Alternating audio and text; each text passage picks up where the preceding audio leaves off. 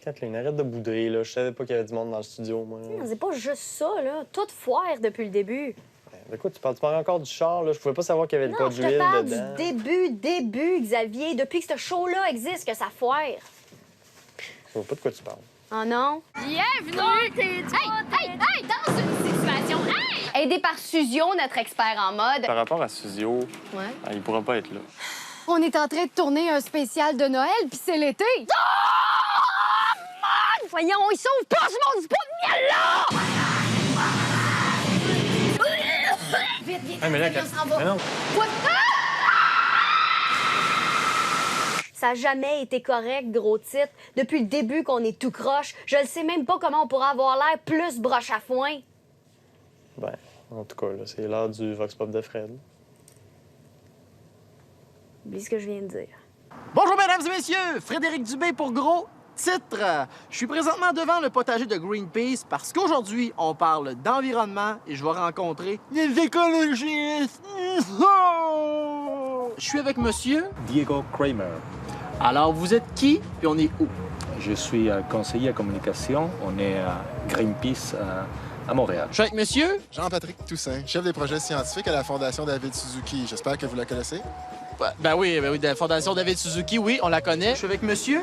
Normand Roy. C'est des vraies plantes? C'est des vraies plantes. C'est un mur végétal. Ah, ben oui. Ça nous permet de filtrer l'air, entre autres, du building. On est où et vous êtes qui? On est à la Maison du développement durable, puis je suis chargé de projet chez Équiterre. C'est déjà drôle. Oh, c'est hilarant. Et là, on est sur le toit de votre maison. Tout à fait. Notre toit vert. Toit vert, oui, parce que là, Il y a des plantes un peu partout qui filtrent l'eau et qui, entre autres, les envoient dans nos toilettes. Non. Oui. Fait que vous urinez dans de l'eau de pluie. Exactement. Fait qu'autrement dit, vous êtes un écologiste. Oui, exactement. C'est-à-dire une personne qui nuit à l'économie, qui fait passer les ours polaires avant les jobs, qui a du poil à des endroits étranges, puis qui mange seulement du poulet élevé en liberté puis mort de vieillesse dans les bras de Laure Varidel. Et qui veut essayer de sauver l'homme et la planète. Je suis pas sûr que je nuis tant que ça à l'économie. C'est ce qu'on dit dans les journaux. Est-ce qu'on peut aussi vous appeler un disciple de la religion verte, un réchauffiste alarmiste, un enverdeur, un pétrophobe? J'en oublie-tu? Non, il y a des journalistes qui s'amusent à nous appeler comme ça. Ce n'est pas un débat super intéressant, mais c'est sûr qu'on peut avoir des réponses pour chacune, je dirais même pas de ces accusations, mais chacun de ces appellatifs. Parlons des autres médias qui parlent d'environnement. Premièrement, Radio X. Ils parlent beaucoup d'environnement. Moi, c'est là que je prends mes informations. J'écoute que Radio X. Puis je trouve premièrement que les animateurs de Radio X font leur part pour protéger les arbres. Ils lisent pas de livres. Vous?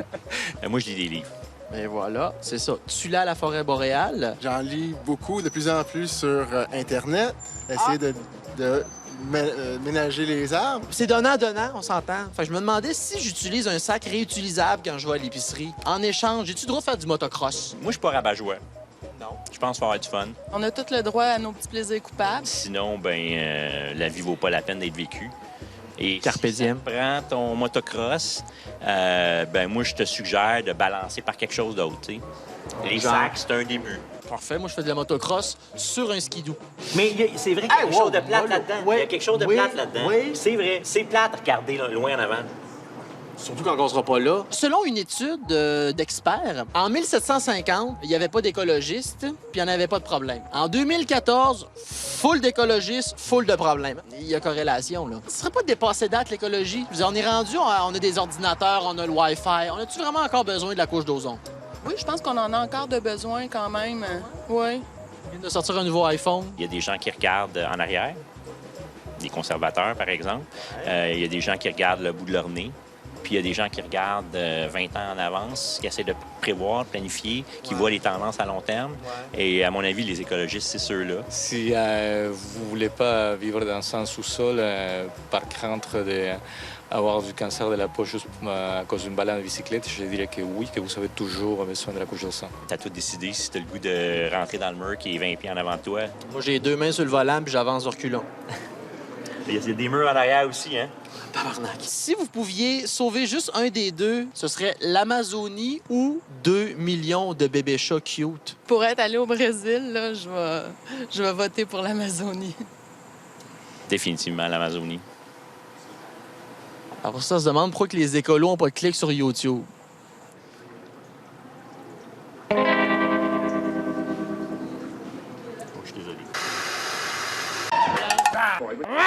Parlons pétrole. Alors, tout le monde, doté d'un minimum d'intelligence, sait qu'il n'y a aucune solution de rechange au pétrole. C'est même inutile d'essayer d'avoir d'autres idées, je pense. Fait que, c'est quoi votre problème? Est-ce que vous pouvez définir ce qui tout le monde? Alors, ben, si vous ne pouvez pas, je vais le définir moi-même. Il y a certaines personnes dans notre société qui pensent qu'il n'y a pas d'alternative au pétrole. Nous croyons, et la science croit qu'ils se trompent. Vous le disiez tantôt, on n'a pas le choix d'exploiter le pétrole. J'ai dit ça?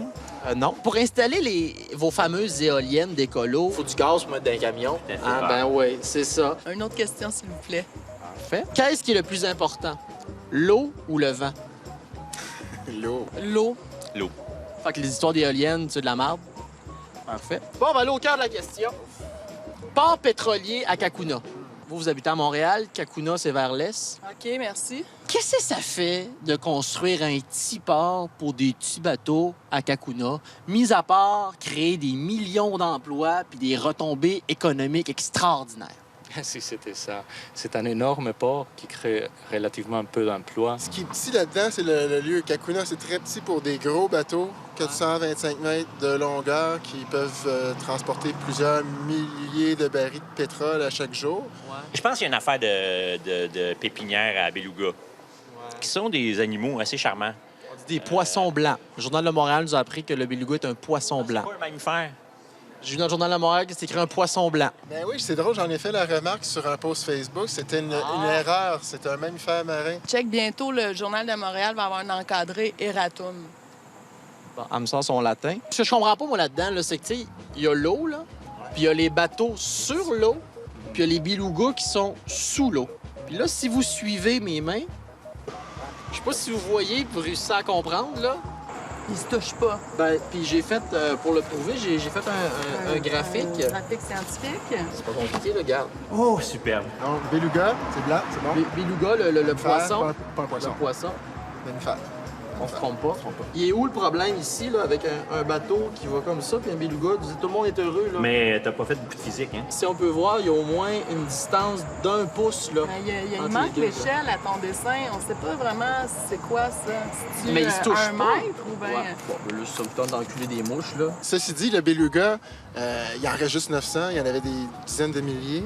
Et puis, c'est un peu un indicateur de la santé du fleuve. Donc, c'est pour ça que c'est inquiétant, ce projet-là. Vous êtes en train de me dire que la santé des belugas aurait une influence sur ma santé à moi. Disons que c'est un indicateur. Ça veut dire que si le milieu dans lequel ils vivent, ils opèrent, il n'est pas en bonne santé, si l'approvisionnement en eau, 50 des Québécois en eau potable, le Saint-Laurent, c'est menacé. Donc, il y a un lien à faire, effectivement. Enfin, c'est pas juste un gros poisson blanc, là. Non, c'est pas un gros mammifère blanc. On s'assinera pas ces mots. Si t'avais le choix, encore là, une question de choix, si t'avais le choix de sauver un gros poisson blanc ou un enfant malade, ce serait qui? L'enfant malade. Un enfant malade. Politically correct. Je choisirais l'enfant malade.